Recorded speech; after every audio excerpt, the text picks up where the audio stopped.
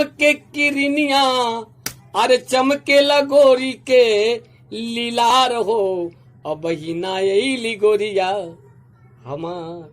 देख मन ही मन सोच रहा है का जानी के कर मुंह देखनी बिहनवा अब ले ना ले सुखल जल पनवा। भोजपुरी समझते हैं ना।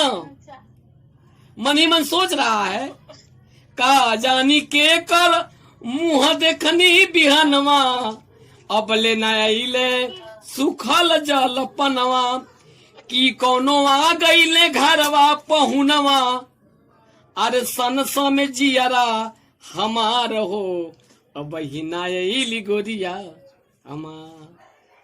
फिर सोच रहा है, देख भाई ने सोच रहा है नन का सुगनवा के चंचल बदनवा मुरझाइल मती हो के कोनो करनवा।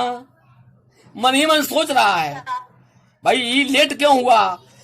नन का सुगनवा के चंचल बदनवा मुरझाइल मती हो के कोनो करनवा पास